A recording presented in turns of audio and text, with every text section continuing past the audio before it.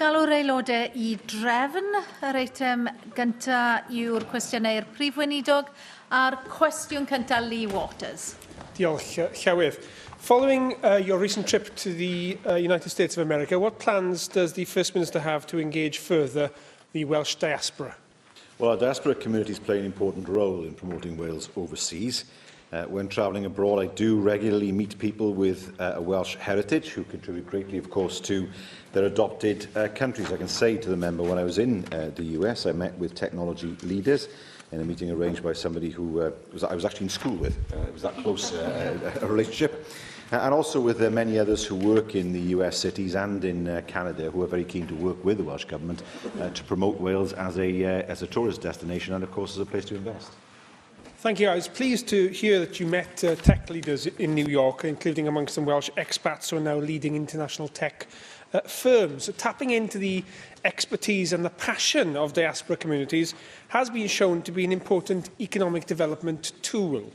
I was pleased by yesterday's announcement that you have commissioned an academic-led review into digital innovation, but it's not due to report until a year's time, and that's a long time given the pace at which artificial intelligence is developing. So what will you do in the meantime to make sure we take practical action to put Wales on the front foot?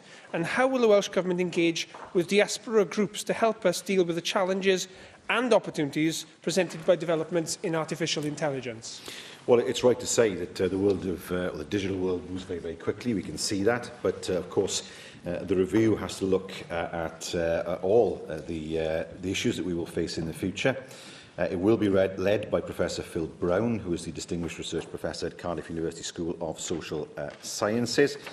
We want to develop, of course, the availability of good quality jobs for everyone and to make sure we have the skills we need not just for now, but for the future.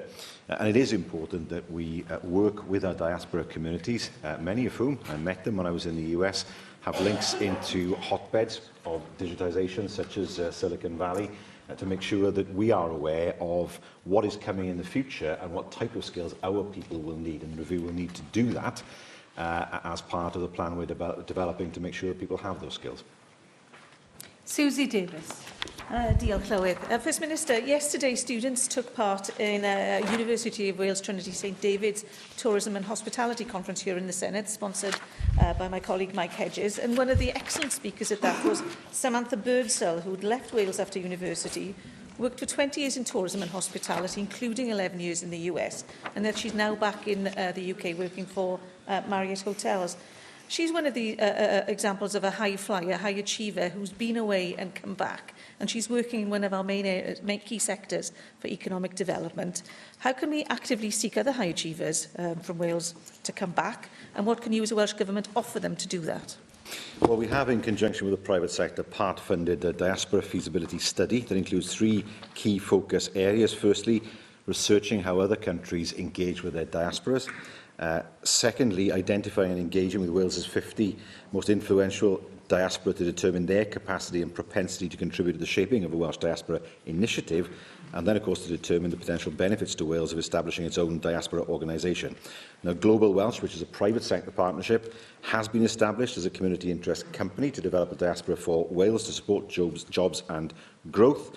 It's at an early stage of its development, and of course it's looking to draw in further private sector investment. Now, by moving forward in that way, we can seek to find out where people are, first of all, and then make sure that their skills can be utilised on Wales's behalf in the future, whether they remain in the countries where they are currently living in, or whether they bring their skills back to Wales.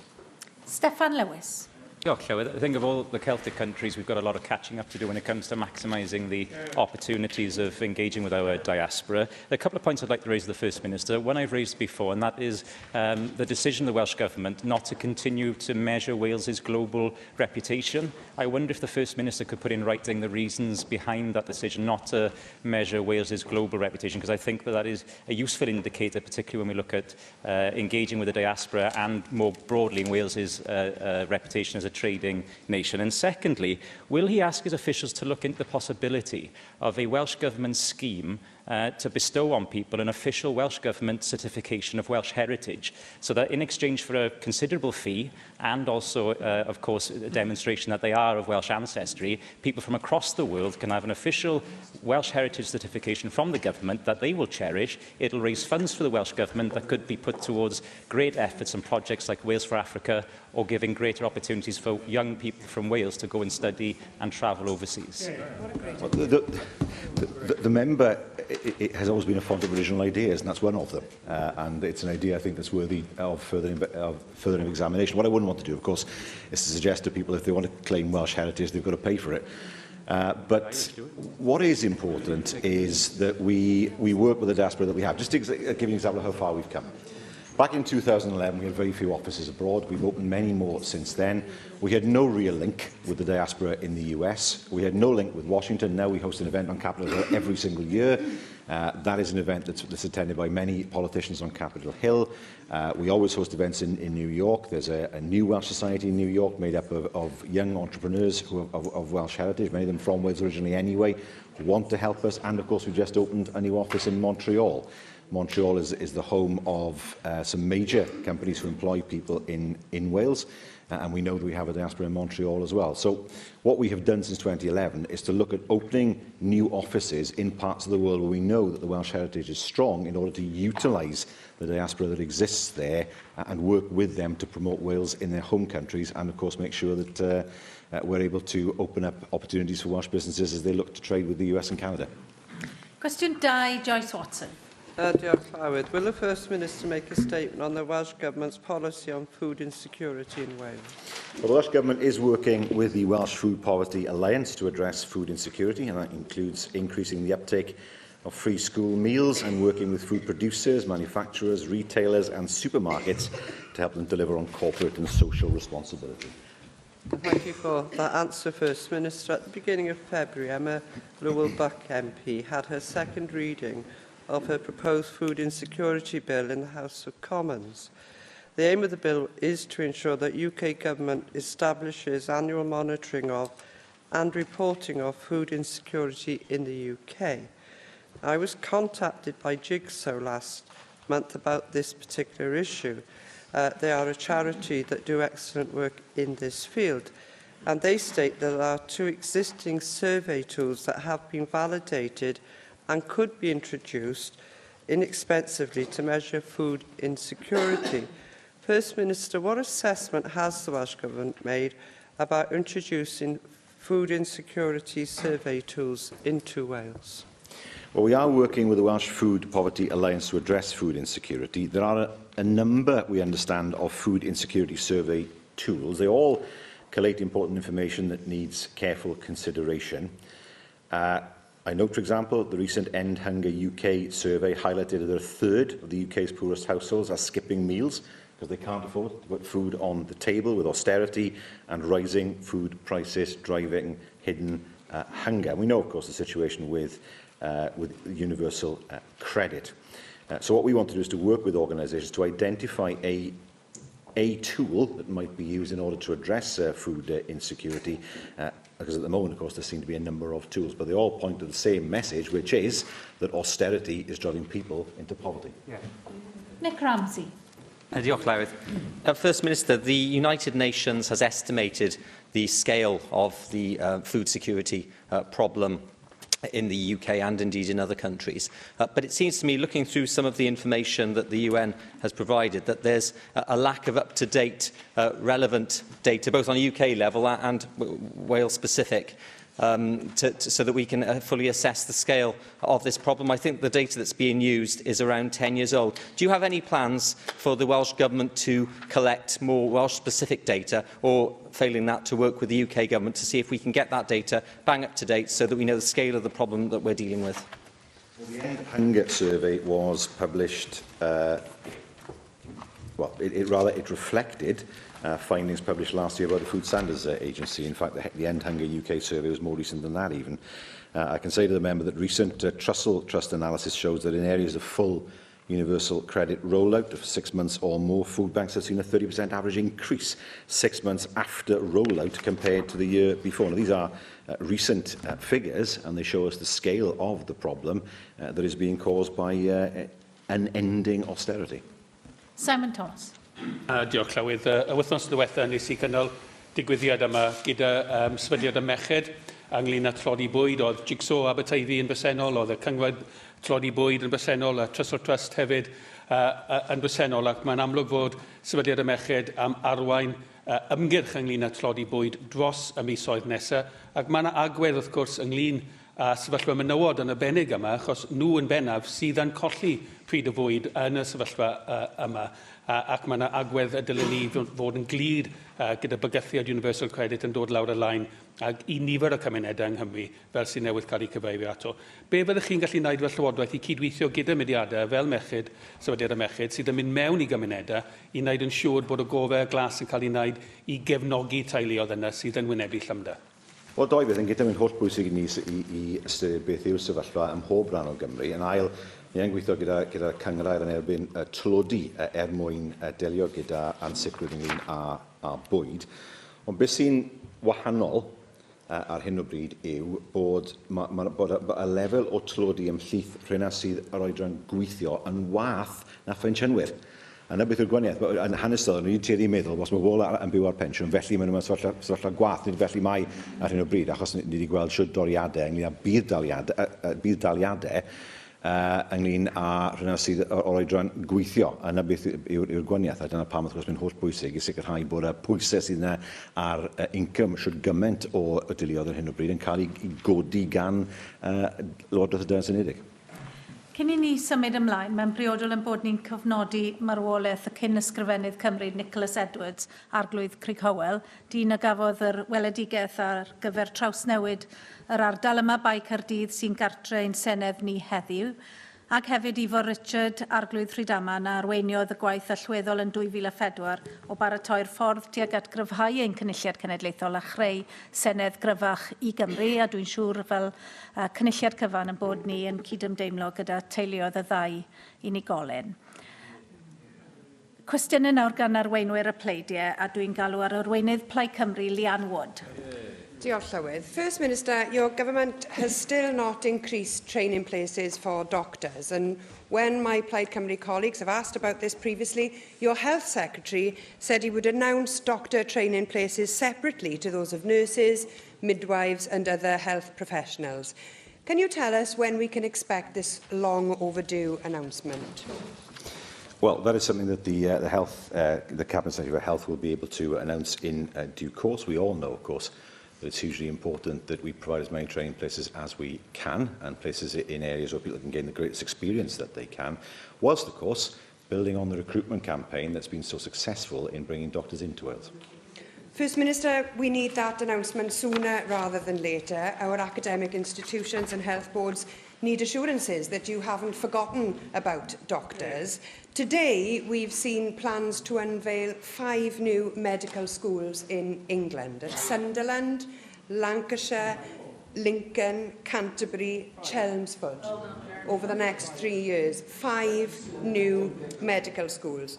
It's relevant for Wales that these medical schools are aimed at what's known as under-doctored areas. In Wales, of course, the progress on Bangor Medical College has been painfully slow, and we're still now only at the stage where your government has only accepted students from elsewhere being given opportunities to spend more time in Bangor, rather than medical students being placed there on a permanent basis. And incidentally, those universities who work in partnership on this are making very positive noises, which is great news.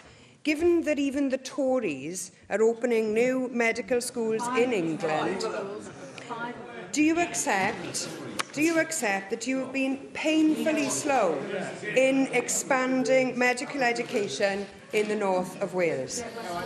Well, it's hugely important that medical education, when it's expanded, can provide students with the breadth of experience that they need in order to qualify. And that is a factor that always has to be taken into account. The issue around Bangor, of course, has been well explored. We are keen to make sure that as many places as possible are made available around Wales, whilst of course ensuring that people have access to as many specialisms as they can to build up their experience.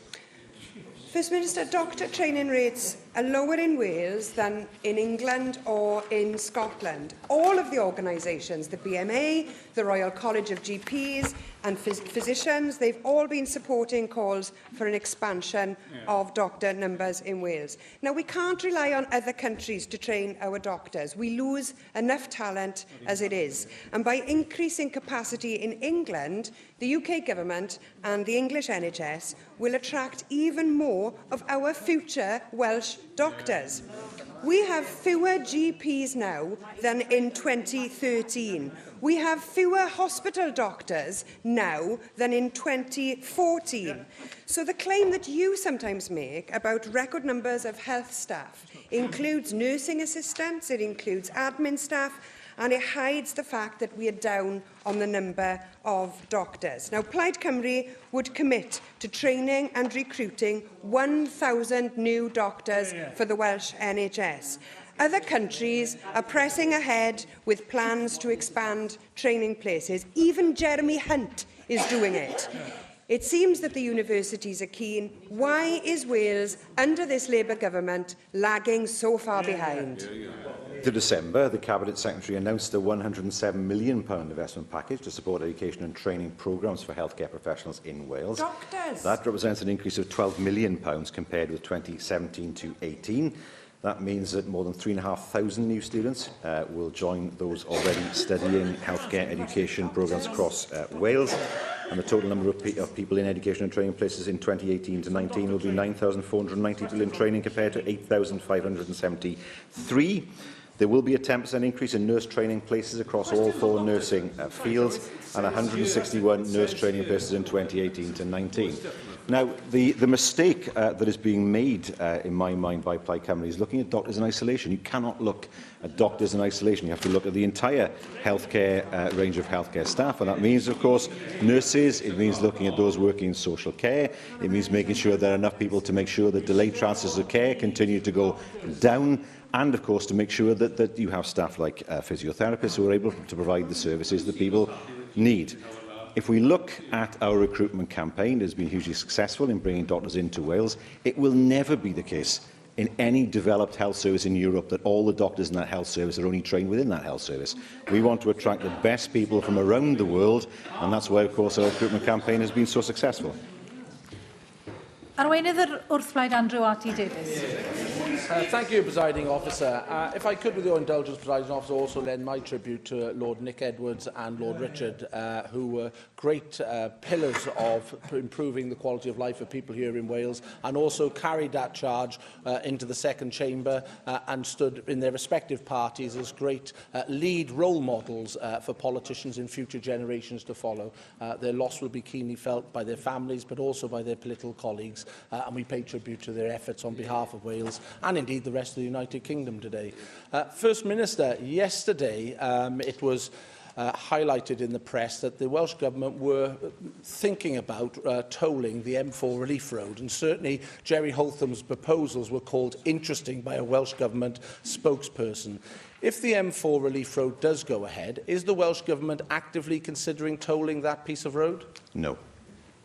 So there's been no consideration at all around tolling of the M4 Relief Road, and your colleague on the backbenches there, Mick Antonov from Pontypridd, highlighted only 2 weeks ago that the metro system is very much like the Loch Ness Monster here now for many people.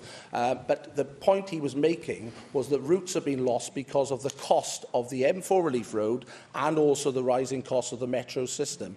If tolling is not being considered for the M4 Relief Road, how is the Welsh Government looking to balance the budget for these 2 vital infrastructure projects here in South East Wales, and indeed other infrastructure projects across Wales, because the 2 of them on the balance sheet just do not seem to stack up? No, they come from 2 different pots. First of all, with regard to the M4 Relief Road, that was money that we intend to borrow.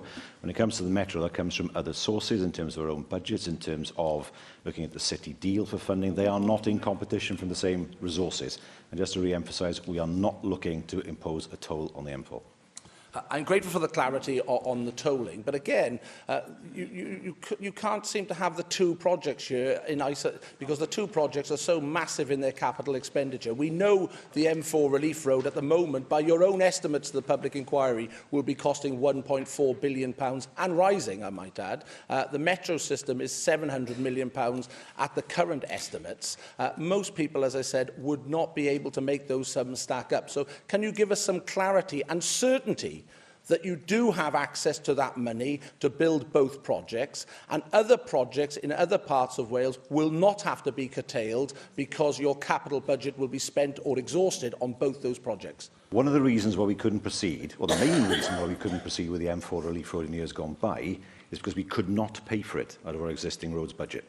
We needed to have borrowing powers in order to pay for a road project of that magnitude. So that is paid for from a separate pot to the roads budget. If we look at so it's not in competition with any other roads project in terms of funding.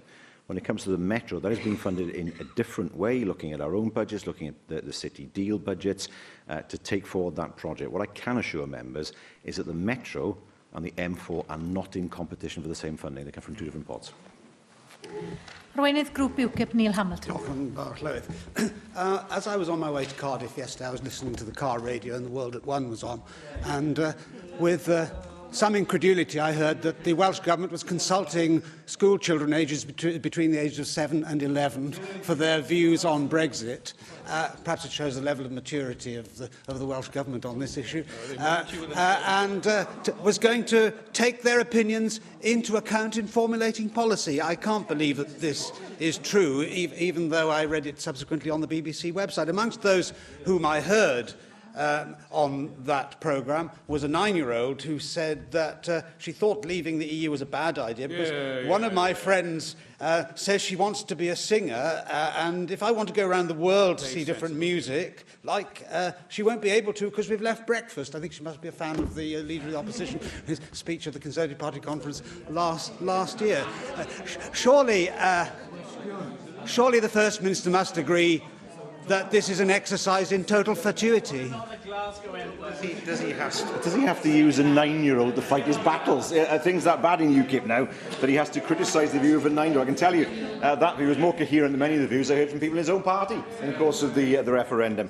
He seemed to complain that the news item was a mawkish puff piece, playing on the, and I quote, playing on the emotions of the listener in order to support the Remainer narrative that the nasty Brexiteers are stopping our children from being able to play with their friends from abroad. Now, if that is the level of political debate that the leader of UKIP comes up with, then give me the 9-year-old any day. Well, actually, that particular reference. That particular reference referred to an 11-year-old's comment, also broadcast yesterday, where she said that if we were to leave, a lot of people who have friends in Europe might not be able to get in. I mean, whether people can come into the country who may not always do good things, and they can do bad things. But on the other hand, they do have relatives and friends. It's better to see them in real life than Skyping all the time and stuff. Well, it's not I who's bringing young children into the political debate. It's the politicisation of children, which is the exercise which the Welsh Government is engaged on. And is it not inappropriate to politicise children in this way in order to pursue the government's own political agendas? There's loads of children watching. How does the leader of UKIP think that the parents of those children think of him now? What they will see is a politician in this chamber belittling the views of their children for his own political purposes. Now, I don't know whether he is deliberately trying to alienate parents from voting for his party, but he's done an excellent job so far. It's not to belittle the views of children at all, but the level of maturity which is displayed in those comments, of course, reflects their age. Perhaps even the First Minister at that age was similarly immature. I don't know. But children of 7 to 11, of course, are not yet mature, and their opinions reflect that. Even though we all mature, and then our opinions are worthy of being listened to, as serious comments in political debate, I find it absolutely extraordinary that the Welsh Government is now proposing to take them seriously. We know that teachers... We know that political education in schools is important, but it's also important that there should be balance and children should be taught to be critical. Given that the Times Educational Supplement in 2016 did an opinion poll of teachers which showed that 88% of them were pro-Remain, and of 75% of teachers, 88% of university lecturers are pro-Remain. Isn't there a danger that even subconsciously, if political topics of a controversial nature are taught in the classroom, that balance is likely to be lost? So let's see how many votes the Leader of UK has managed to lose. The votes of teachers, the votes of parents, the votes of governors, the votes of grandparents, all because he has chosen today, for reasons that go beyond me, to criticise the maturity of 9 and 11-year-olds. We have spent our time in this chamber, in all parties in fairness, talking about giving children a voice. Now he's saying, and David Melling, I heard him say it, and I think the comment is opposite, children should be seen and not heard, which is exactly what the Leader of UKIP is saying. Perhaps he may want to reflect on the fact that it managed to upset many thousands of people across Wales, that actually children do actually deserve a voice. Question 3, Julie Morgan. I wonder what the children in the gallery think of Neil Hamilton's comments. What further support can the Welsh Government give to higher education in Wales? Well, the support we're providing to the sector, together with the reforms we've introduced in response to the Diamond Review, will create a more sustainable higher education sector in Wales and provide the most generous student support package in the UK. First Minister, I wanted to raise the issue of the UCU strike. I know that talks are now ongoing about the validity of the figure that has been given for the pension deficit of 6.1 billion, and Universities UK has agreed an independent expert panel to review it. However, more strike action is still on the table with potential disruption to exams, but nevertheless the strikers have the support of the students, of some of the Vice-Chancellors and of many of us politicians. So I just want to ask the First Minister, what help could the Welsh Government give to reach a satisfactory conclusion of their strike? Well, this is a strike in a devolved sector, but over a non-devolved issue. There are two things, however, that it's important for us to say. First of all, I think it is important that there's an independent valuation, so that there can be confidence in that valuation. And secondly, as a government, we stand ready to facilitate any discussions in order to get to a conclusion. Darren Miller.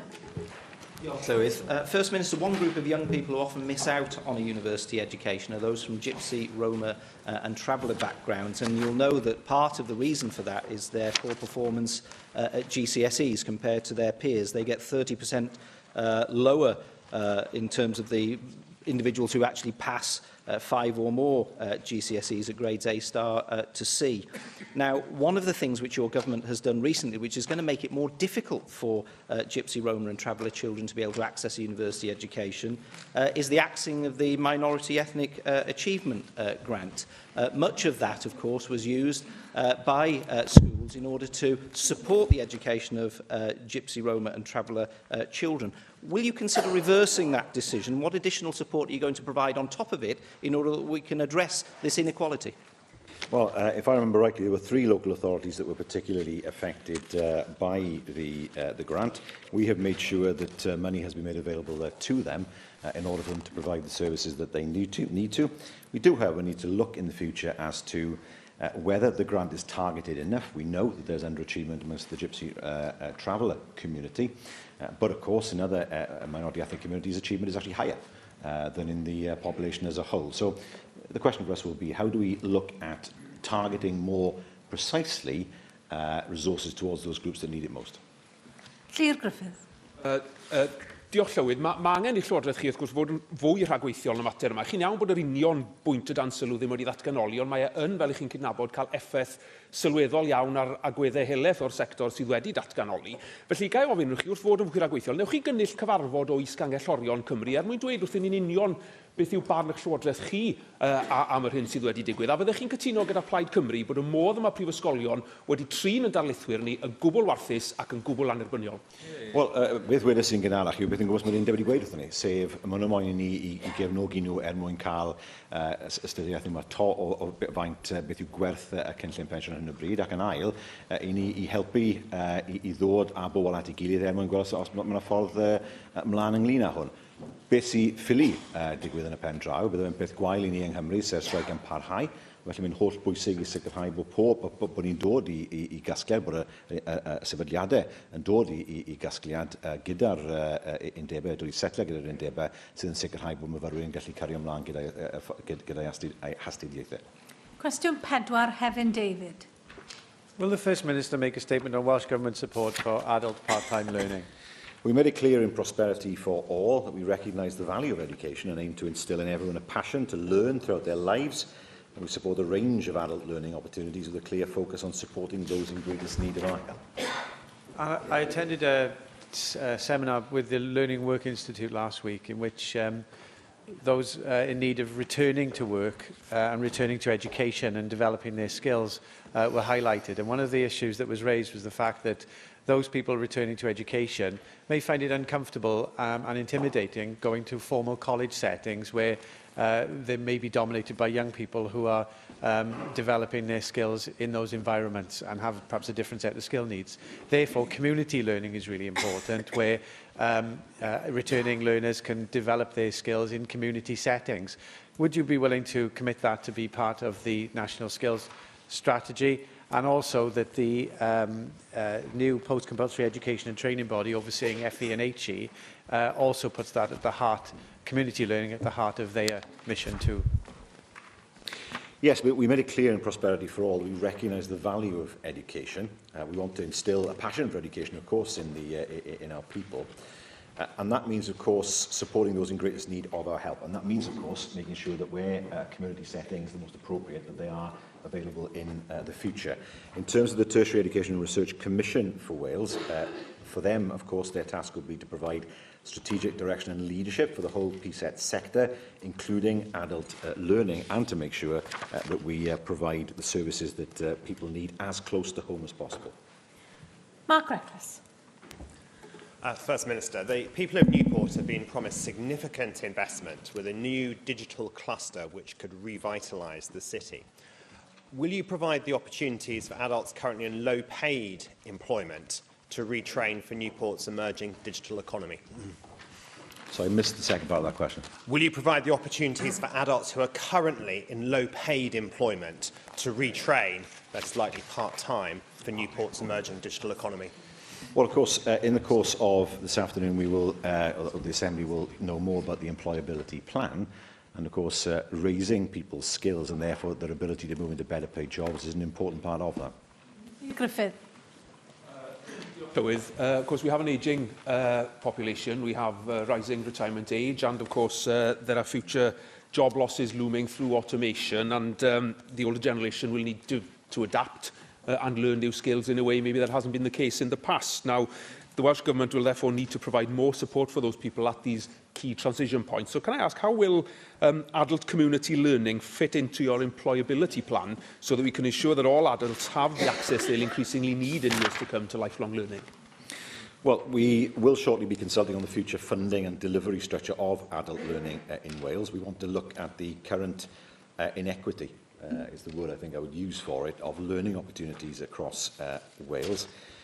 Our vision for adult learning has to be one which focuses on tackling poverty, to make sure that not only people have the skills, of course, to access the workplace, but they have the opportunity, as the member rightly says, to learn throughout their lives. The world is a fast-changing place, and is getting even faster, as the member for Llanelli and others have already said. So that consultation will be an important part of the direction that we take in terms of providing the right level of adult learning, remembering, of course, the amount of money that we've had cut from our budget since 2010.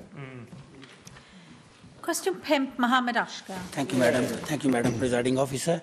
First Minister, what is the Welsh Government doing to improve waiting time for hospital outpatient appointment in Wales, please? Well, the Welsh NHS has shown annual improvement in waiting time since August 2015. There was £50 million of additional expenditure in 2017 to 18. and ministerial scrutiny will, of course, make sure that that progress continues in the future, and that we maintain the focus on improving the outlook when it comes to referral to treatment times, and also in terms of referral to treatment times, and of course all the other targets that we have in the NHS. Thank you for the reply, First Minister. One way to reduce the hospital waiting times to tackle the problem of missed outpatient appointments, last year there were nearly 300,000 missed appointments at the cost of NHS for more than £36 million, which is a pretty staggering figure. What action is the Welsh Government taking to reduce the number of missed outpatient hospital appointments, to reduce waiting times and release more money for frontline services in Wales, please? Well, it's a matter for the health boards. What I have noticed, however, is that certainly some health boards send out appointment letters which emphasise the cost of a missed appointment. I think that's important that people understand that. And they also emphasise that if people don't turn up at an appointment, they may end up back further down the waiting list. That is the stick. The carrot is making it as easy as possible for people to contact the department in which they have the appointment. And that means, of course, not just relying on a phone line, which might be busy or only open for a few hours a day, but being able to have an email address that people can contact, and then, of course, a swift response. And that is something I have seen with ABMU, and something certainly I think was good practice for the rest of the world. Bethan Syed. Thanks. People not turning up to outpatient appointments has a direct effect on ambulances and their capacity to turn up on time. Just in the last few hours, I've had a story from a constituent whereby they contacted the ambulance service at 10 o'clock one evening in Maesneg. It was categorised as a red risk of a heart attack because of the stress on that constituent who has already had various illnesses, but still no ambulance arrived after multiple follow-up calls. A family member also contacted the police because they were in such distress. The woman had to stay on the floor in damp weather because they didn't want to move her due to that head injury. And then eventually the police turned up, and then an ambulance almost 3 hours later. Now, this is really quite awful, and I think that the person who contacted me doesn't usually complain because they access the health service quite a bit, and they are the first people to praise the health service in actual fact. My colleague Rhina Bjorwerth raised the fact that this particular element of the system is broken last week and was met with disparaging comments from the Health Secretary. If it's not broken, First Minister, can you tell us how you are going to alleviate the pain for those people who are waiting for ambulances? Because we will be perhaps criticised for living in a bubble if we're not reactive to the fact that they are experiencing these long delays and want to be seen in an appropriate manner and do not want to be waiting for hours on the streets in damp weather conditions. Well, I can say that the 8-minute red target has been achieved for 22 consecutive months across South Wales, South Wales Central particularly. But of course, there are examples where that hasn't happened, and the member has given an example of that. If the member could provide me with details, confidentially, if the person doesn't want to give the... Well, happy to share as many details as she feels is appropriate, I will, of course, make sure that the incident is investigated. Caroline Jones. Diolch, Llywydd. First Minister, a large number of outpatient appointments are for diagnostic tests, where we see massive waiting lists. In December, we saw over 20,000 patients waiting more than 8 weeks, and over 1,000 patients waiting for more than 24 weeks. I hope you will agree with me that this is unacceptable and will get worse due to increased demand in the coming years. First Minister, how does your government plan to increase capacity in diagnostics to ensure nobody waits more than 8 weeks? Well, it's already happened because the number of people waiting over 8 weeks for one of the diagnostic tests at the end of December was 38% lower than the same point last year. We have invested heavily in diagnostic tests in order to get the waiting times down, and the figures are beginning to show that. Yes, it is, of course, right to say that there is, as ever, increased year-on-year demand in the NHS, but that doesn't mean, of course, that waiting times inevitably will keep rising, as the figures show. Cwestiwn 6, Neil McAvoy. Diolch, Llywydd. What assessment has the First Minister made of the Lobbying Scotland Act 2016 and how similar arrangements can be applied in Wales? Well, I agree with the conclusions of the Standards of Conduct Committee's report on lobbying that was published in January of this year. The Lobbying Scotland Act is now in force, so that lobbyists in that country will have to be legally registered. The same is true in Ireland, and there is a register in London. But Wales has the weakest lobbying legislation in these islands because your government has chosen to do nothing. We now have lobbyists coordinating complaints against Assembly members to damage reputations. Media in London have alleged that lobbyists in Cardiff were involved in the complaints that led to Carl Sargent being sacked.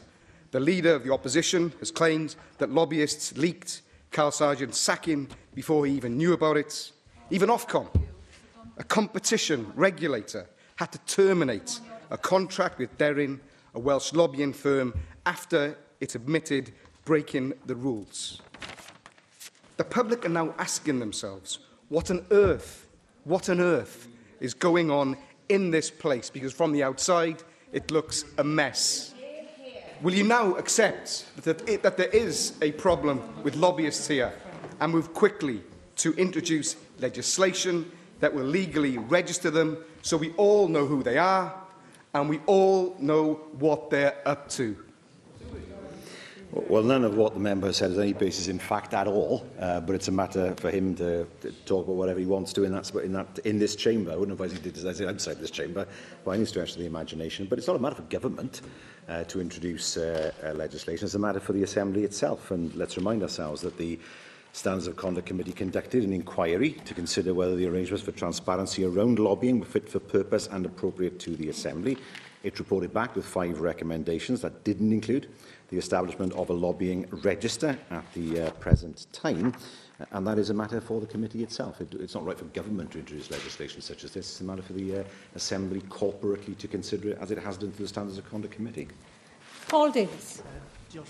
Prif Weinidog, chi wedi cyfeirio at ymchwiliad Pwyllgor Safonau Ymddygiad. Nawr, dywedodd y Pwyllgor yn glir ei fod, a dwi'n dyfynnu fan hyn, wrth drwy dweud yn credu'n gryf y dylai aelodau cynulliad gael eu trin yn gyfartal ag aelodau'r Llywodraeth. Felly mae'r Pwyllgor yn argymell y dylai unrhyw newidiadau yn y dyfodol ar gyfer aelodau cynulliad hefyd fod yn berthnasol i'r Llywodraeth a'r cod gweinidiogol, a bydd hyn yn cael ei ystyried fel rhan o waith y Pwyllgor yn y dyfodol. Felly, ydych chi'n cytuno â barn y Pwyllgor mewn perthynas â'r cod gweinidiogol? Hynny yw, y dylai unrhyw newidiadau yn y dyfodol i aelodau cynulliad hefyd fod yn berthnasol i aelodau'r Llywodraeth? Ac os felly, siwt byddwch chi fel Llywodraeth mynd ati i sicrhau fod hynna yn digwydd? Wel, doi beth yn gyda, wrth gwrs, byddai'r Pwyllgor ei hunan fel i newid y cod gweinidiogol, ond os mae'n unrhyw newidiadau ynglyn â sefyllfa aelodau, wel felly wrth gwrs byddai'n rhaid i fi i ystyried am ha ffordd y cod gweinidiogol i newid hefyd. Jones. Diolch, Llywydd. First Minister, with the new tax raising powers just days away and the additional powers this place is set to gain post-Brexit, surely it's time to bring in lobbying reform to ensure our democracy is as open and transparent as possible. Do you agree that this Assembly must act on lobbying reform now to help strengthen public trust in us and how we operate? Well, I'd argue that the Assembly's already done that. The Standards of Conduct Committee has done that, and it has also said, of course, that it'll keep a watching brief on the operation of the Scottish model and review the situation in 2020 with a view to setting out a firm proposal for the 6th Assembly. I do think it's hugely important when it comes to the way members conduct themselves, that is a matter of the whole Assembly and not just the government. Cwestiwn 7, Neil Hamilton. Diolch yn fawr, Llywydd. Will the First Minister make a statement on upgrades to the road networks in Mid and West Wales? Well, we are continuing to invest in transport infrastructure in Mid and West Wales, as set out in the National Transport Finance Plan. We're also addressing pinch points on the trunk road network through a dedicated programme. Good. I thank the First Minister for that reply. I'm sure he'll agree with me that upgrades are very welcome, but that they can sometimes cause disruption and economic costs, and it's important, therefore, that they should be completed as quickly as possible. At the moment, there's a re-signalling project on the A477 to Pembroke Dock at its junction with the A4139. This is designated as a major European network road. It is, of course, the main route to the Irish ferry at Pembroke Dock and also the main route from Pembroke to the Cleddau Bridge. Given that this is due to last for 17 weeks, that's nearly a third of the year, would it not be advisable in projects of this kind that they should be conducted not just in normal working hours, but also at night or over weekends in order to reduce the economic dislocation which they would inevitably cause? Well, I mean, it doesn't work, of course, at night because the ferry leaves at about 2:30, 3:45 in the morning. So in terms of the ferry, no, yes, it is sad that I know that, but the ferries leave around about 2:30 in the morning, around about 2:30 in the afternoon. So it doesn't work in terms of working at night when it comes to ferry traffic. Now, just to remind members, these works provide a safer route for pedestrians by introducing traffic signals at the junction between Ferry Lane and the A477. It's essential to improve safety. It is supported by Pembrokeshire County Council. It is currently due for completion in May of this year. Now, whilst every attempt is made to minimise disruption, inevitably there will be some disruption, but of course when the work is completed it will ensure that safety is enhanced. Lynn Neagle. How the Welsh Government is working to improve child health? Well, we are working to improve child health through a range of plans and actions, and our programme for government includes implementation of our Healthy Child Wales programme, a universal health programme for all families with children up to the age of 7. Thank you, First Minister. One of the biggest health challenges children face in Wales is that of childhood obesity, where Wales has some of the worst rates in the UK and indeed in Western Europe. So it's absolutely vital that we start to tackle that issue. Now, it's come to my attention that over the next 3 years, Wales will receive £57 million as a result of the soft drinks industry levy that is being introduced next month. And in other parts of the UK, that funding is going to be directed to initiatives to tackle obesity and improve activity in children. You'll be aware that the Assembly's Health Committee has undertaken an inquiry into physical activity of children, and I know that the Welsh Government is working up an obesity strategy which is unlikely to be cost neutral. What assurances can you give that some of that substantial amount of funding will be redirected to tackle childhood obesity in Wales, and that the strategy itself will match the scale of the challenge that we face here? Well, it is something that we are considering. I can say we've received a modest amount of funding so far because of the UK Government's expenditure in areas in England relating to school sports and breakfast clubs. That money has been allocated for maintaining free school breakfast, new funding for summer holidays clubs, investing more in childhood immunisation, and of course looking at taking forward a transformation fund in health. Now, when that money arrives, of course, consideration will be given to how it's best spent. But I do recognise, of course, that we have an issue that is not unique to Wales, but it's something that we face in Wales, namely childhood obesity, where extra resources would certainly be useful in terms of addressing that. Ac yn ola cwestiwn now, Angela Burns. Good afternoon, First Minister. Will you provide details of the allocation of funding for education in Wales? Well, education reform is a key priority for us. It reflects our efforts to get to the very highest levels of expectation for learners and teachers, and we've aligned and prioritised our budgets to our National Action Plan for Education. Earlier this month, your Cabinet Secretary for Education announced a £14 million injection of cash to help fund school repairs. This is a very welcome sum of money, and her statement very clearly said every school will receive some funding. Now, throughout Wales, we have a number of new builds, either built this year or literally in the last sort of 18 months to 2 years. In my own constituency, I have a case of 2 schools, one beside each other. One is brand new, costs millions of pounds. The other one is a very old school, decades old, where they've literally had to beg and borrow in order to be able to turn it into a Welsh medium school and to kit it out. I've been there, the roof is leaking, the tiles are falling off, etc. Do you think it is appropriate that every school should have some of this allocation? Would it not be more sensible, or would you consider looking at the schools that really need help to give us a good modern-day learning environment, or as best as we can get in some of those very old school buildings we have, rather than also giving some of this money to very new builds? Well, it is a matter for local authorities to prioritise which schools they wish to bid for funding in terms of the 21st Century Schools programme. We don't direct which schools should receive the money. I was pleased last week to be in Ysgol Glan Clwyd in St Asaph, where a new extension was being built there. But it is for local authorities. It is for local authorities. Let's remind ourselves that under the Members' Party in England, there are no new schools being built at all.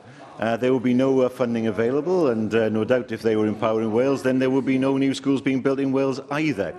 Yes, it is difficult, of course, where a new school is built, where other schools will say, well, what about us? But that is a question that should be directed at the local authority. It is for the local authority to determine and prioritise which schools and which works they want to bid for. Diolch i'r Prif Weinidog. Yr eitem nesaf felly yw'r datganiad a chyhoeddiad busnes.